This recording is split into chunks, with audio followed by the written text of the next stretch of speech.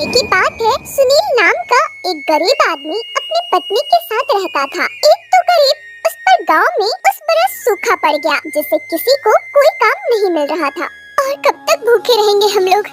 भोजन किए हुए कितने दिन हो चुके हैं। मार बनाने के लिए भी घर पर धान नहीं है जी।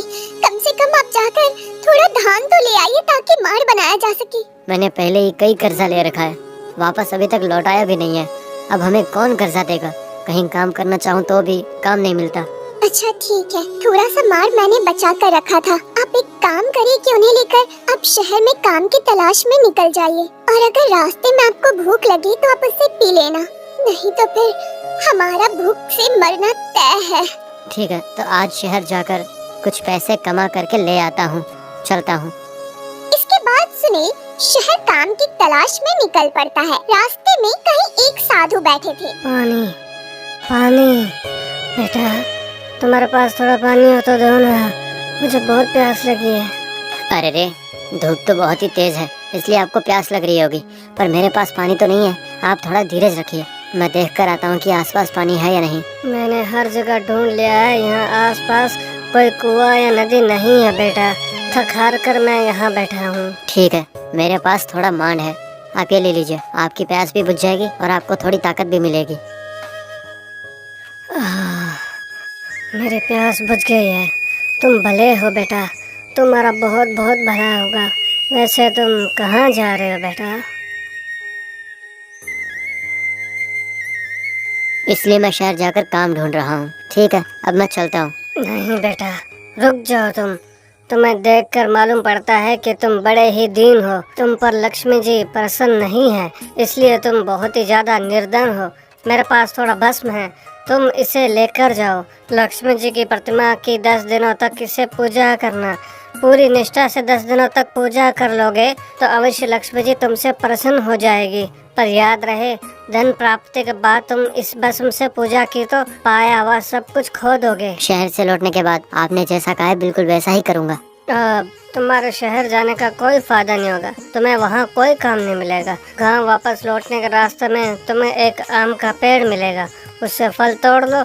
आने वाले 10 दिनों तक उन फलों से तुम्हारा गुजारा हो जाएगा। फिर सुनील साधु का दिया भस्म लेकर गांव लौटते हुए रास्ते में एक आम के पेड़ से फल तोड़कर घर ले जाता है। अरे आप इतनी जल्दी घर वापस आ गए, शहर नहीं गए क्या? ये लो, साधु जी की दी भस्म। साधु जी ने कहा है कि इस भस्म से 10 दिनों तक लक्ष्मी जी की पूजा करने से वो हम पर प्रसन्न हो जाएंगी। आपको खाने के लिए कुछ लाने के लिए भेजा था और आप ये भस्म लेकर आ गए। चलो, अगर 10 दिन का पूजा कर भी लिया तो क्या हम बिना खाए मर नहीं जाएंगे 10 दिन तक? देखो, उस पोटली में कुछ आम लाया हूँ, आने वाले 10 दिनों तक ये फल ही अपना आहार है। चलो ठीक है, हम फल खाकर गुजारा कर लेंगे, लेकिन लक्ष्मी जी की पूजा करने की हमारे पास प्रतिमा नहीं है, और प्रतिमा खरीदने के लिए हम पैसे कहाँ से लेकर आएंगे? अब इसका इंतजाम कैसे करेंगे आप? हाँ, हमारे घर में लक्ष्मी जी की प्रतिमा तो नहीं है। ठीक है, मैं पड़ोस के भगत के घर जाकर ही लक्ष्मी जी की प्रतिमा ले आता हूँ। 10 दिन के बाद उन्हें वापस दे देंगे हम। वो तो बड़ा ही कंजूस है जी, चाय में गिरी मक्खी भी चूस कर पी लेता है, तो वो लक्ष्मी जी की प्रतिमा क्या देगा हमें? पूछने में क्या बुराई है। इसके बाद सुनील अपने पड़ोस में रहने वाले भगत के घर लक्ष्मी जी की प्रतिमा लेने के लिए पहुंच जाता है। अच्छा, तो भस्म से लक्ष्मी जी की पूजा करोगे तो लक्ष्मी जी तुम पर प्रसन्न हो जाएगी। ठीक है, मैं तुम्हें प्रतिमा दे देता हूँ, पर उस प्रतिमा का कांच छूट गया है। तुम भस्म से उसकी पूजा करोगे तो खराब हो जाएगा। अगर तुम्हें पूजा करनी है तो उस पर कांच चढ़ा लो, ठीक है? और 10 दिन तक पूजा करने के बाद मुझे वापस दे देना। ठीक है, मैं प्रतिमा पर कांच चढ़ाकर पूजा कर लूँगा। सुन लो, प्रतिमा अगर थोड़ी भी खराब हुई तो तुम्हें मुझे ये नया ला कर देना पड़ेगा। अगले दिन सुनील लक्ष्मी जी की प्रतिमा पर कांच चढ़ाने दुकान पर ले गया। दुकान पर जाने के बाद प्रतिमा पर कांच चढ़ाने के 10 रुपए लगेंगे। क्या 10 रुपए? इतने पैसे मेरे पास होते तो मैं नई प्रतिमा नहीं ले लेता। ठीक है, जाकर नई प्रतिमा खरीद लो। वैसे भी ऐसी प्रतिमा 25 रुपए से इस बाजार में तुमको कहीं नहीं मिलेगी। देखिए, 10 तो क्या, मेरे पास 1 रुपया भी नहीं है फिलहाल। आप अगर इस प्रतिमा पर कांच चढ़ाने के बदले अगर आप मुझसे कोई काम करवा लेंगे तो मैं वो आसानी से कर लूँगा। अच्छा, तुम्हें देखकर तो मुझे दया आ रही है। ठीक है, तुम मेरी दुकान पर आने वाले 10 दिनों तक थोड़ा बहुत काम कर लो, उसके बाद मैं प्रतिमा पर तुम्हें कांच चढ़ा कर दे दूंगा। ठीक है जी, मैं आपकी दुकान पर काम करने के लिए पूरी तरह तैयार हूँ। बताइए, अब मुझे क्या करना है? दुकान की सफाई कर दूं क्या? इतनी छोटी सी दुकान की सफाई मैं खुद कर लूँगा। यहाँ से 4 गली छोड़कर एक मंदिर आता है, उस मंदिर से चौथा घर हमारा ही है। तुम कल सुबह वहाँ आ जाना, मैं बता दूंगा कि तुमको क्या करना है। दुकानदार के कहे अनुसार सुनील अगले दिन उसके घर पहुँचता है। आ गए सुनील, आज से तुम्हारा काम शुरू हो रहा है। सुनो, आज से तुम्हें गाय के तबेले की सफाई करनी है। इन गाय से दूध निकाल कर ग्राहकों तक पहुंचाना है। जब शाम हो जाएगी तो शाम में चारा काट कर लाना और पशुओं को खिला देना। ये तुम्हें 10 दिनों तक करना है। मैं तुम्हारा काम कर दूंगा, याद रहे। तुम्हें काम अगले 10 दिनों तक हर रोज करना है। मुझे इतने काम करने पड़ेंगे, क्या कर सकते हैं। वैसे भी मुझे 10 रुपए आखिर देगा कौन। अब ठीक है जी, मैं सारे काम कर दूंगा। आप प्रतिमा पर कांच चढ़ा देना। तुम उसकी चिंता छोड़ दो। 10 दिन बाद दुकान पर आकर तुम अपनी प्रतिमा लेकर जाना। जैसा दुकानदार ने कहा, सुनील वो सारे काम करने लगा। इस तरह 3 दिन बीत गए। चौथे दिन दुकानदार ने उसे बुलाकर कहा, देखो सुनील, तुम 2 दिन आराम कर लो, तीसरे दिन तुम यहाँ आ जाना, ठीक है। ऐसा करने से प्रतिमा तैयार होने में और 3 दिन की देरी हो जाएगी ना साहब। अरे क्या करें, मेरे यहाँ काम करने वाला छुट्टी खत्म कर वापस लौटा है, तो यहाँ 2 लोगों की जरूरत तो है नहीं, इसलिए काम करने के लिए एक आदमी काफी है। इसलिए तुम थोड़ा आराम कर लो। ठीक है साहब, चलिए मैं तीसरे दिन वापस आ जाऊँगा। इसके बाद सुनील अगले दिन काम पर फिर से वापस आया। ठीक है सुनील, तुम आज से 10 दिन तक काम कर लो और उसके बाद। ये क्या है, मैं पहले भी 3 दिन काम कर चुका हूँ यहाँ। आप मुझे 10 दिन काम करने के लिए कह रहे हैं। 7 दिन काम करना काफी हो जाएगा।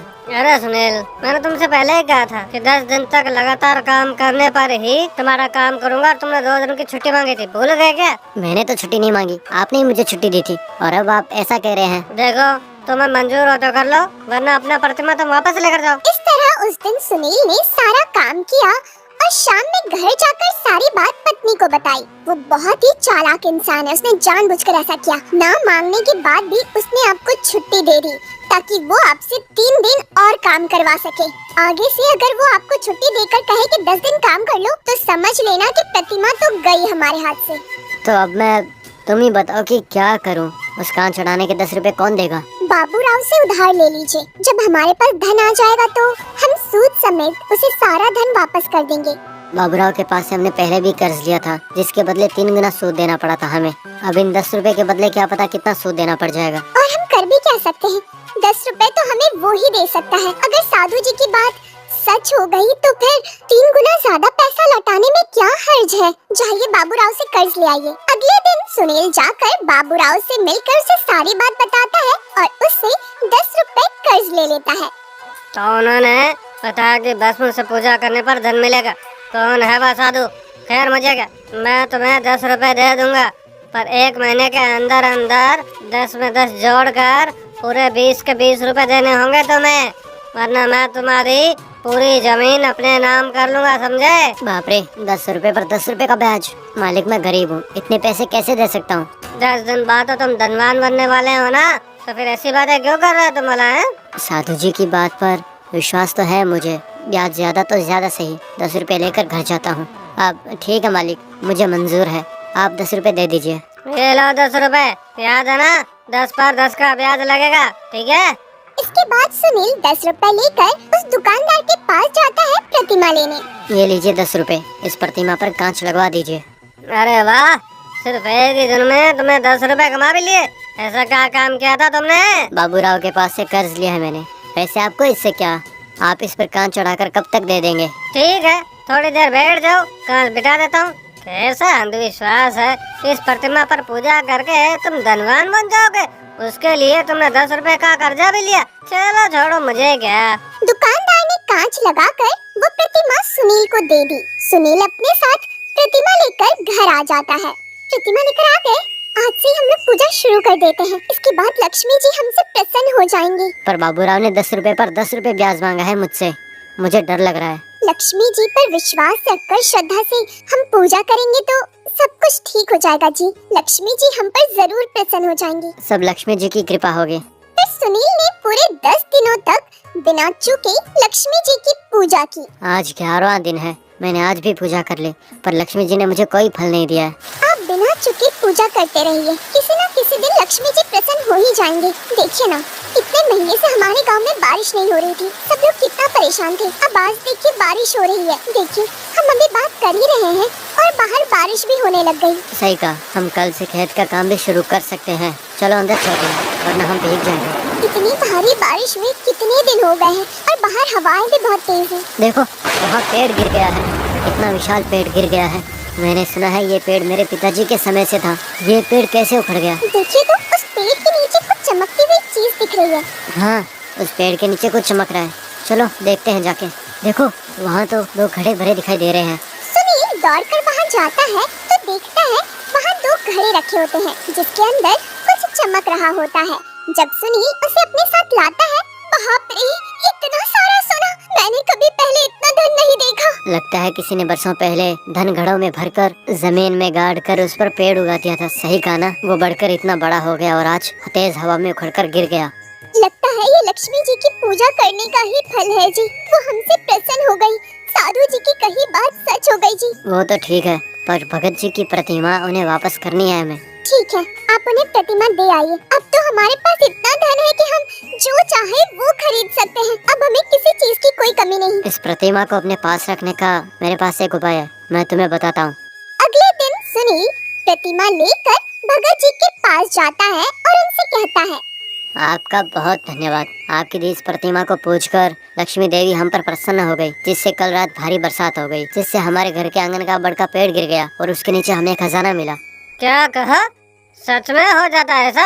मुझे भी साधु जी का दिया हुआ भस्म दे दो, मैं भी पूजा कर लूंगा। मुझे आपको भस्म देने में कोई दिक्कत नहीं, पर आपको उस भस्म से पूजा करने के लिए नई प्रतिमा खरीदनी पड़ेगी। ऐसे ही नहीं चलेगा। आपने जो प्रतिमा मुझे दी है उसके मैं पैसे दे दूंगा। ये लीजिए 50 रुपए। इस प्रतिमा की कीमत 20 रुपए है और ये मुझे 50 रुपए में दे रहे, यानी मेरे 30 रुपए का लाभ है। ठीक है, मैं ये नई प्रतिमा खरीद लूंगा। एक बात और, साधु जी ने कहा जो धनवान होगा उसने भस्म से पूजा की तो उसका धन जा सकता है, फिर भी आप चाहो तो दे दूंगा। नहीं बाबा, मेरे पास भरपूर धन है। पूजा के बाद मेरा सारा धन खत्म हो गया तो फिर क्या करूँगा? मुझे नहीं चाहिए, तुम ही रख लो। इस तरह सुनील ने सबके कर्ज भी चुका दिए और जो 10 रुपए उसने बाबूराव से कर्ज लिए थे वो भी दे दिए। ये लीजिए बाबूराव जी, आपके 10 रुपए पर 10 रुपए का ब्याज जोड़कर 20 रुपए दे रहा हूँ। अरे वाह, इसका मतलब तुम्हारा कहा सच हो गया। वैसे वो साधु बाबा दिया भस्म है कहाँ? मेरे घर पर रखा हुआ है, मुझे उसकी जरूरत नहीं है। मुझे जितना चाहिए था उतना मिल गया। सोच रहा हूँ किसी गरीब को दे दूँ। अरे वाह, वो भस्म अगर मेरे हाथों में लग जाए तो मैं भी धनवान बन जाऊंगा। देखो सुनील, तुम कह रहे हो कि अब तुम्हें उसकी जरूरत नहीं है, मैं तुम्हें 100 रुपए दूंगा। क्या तुम वो भस्म मुझे दे दोगे? आपके पास पर्याप्त धन है, भस्म मैं आपको दे दूंगा तो आपका सारा धन जा सकता है। मुझे देना ना पड़े इसलिए झूठ बोल रहा है। कोई बात नहीं, ये लो 100 रुपए, कल तुम लाकर मुझे वो भस्म दे देना। ये बड़ा ही दुष्ट है, मजबूर लोगों से बहुत ब्याज हड़प चुका है। इसके बाल बच्चे भी नहीं है, भस्म इसे लाकर दे दूंगा तो इसका सारा धन खत्म हो जाएगा। ये सही होगा कि इसको इसकी सजा मिल जाएगी। क्या वाह, इतना क्या सोच रहे तुम? भला ये लो 100 रुपए कर ले आना। अब मुझे 100 रुपए नहीं चाहिए, आप रख लीजिए वो, मैं आपको कल भस्म लाकर दे दूंगा। सुनील बाबूराव के कहने पर अगले दिन भस्म लेकर देता है। उससे पूजा करके बाबूराव ने अपना सब कुछ खो दिया और वो सड़क पर आ गया। सुनील को जो धन प्राप्ति हुई थी उससे वो गरीबों को बिना ब्याज के पैसे कर्ज पर देकर उनकी मदद करने लगा और अपनी पत्नी के साथ सुखमय जीवन व्यतीत करने लगा।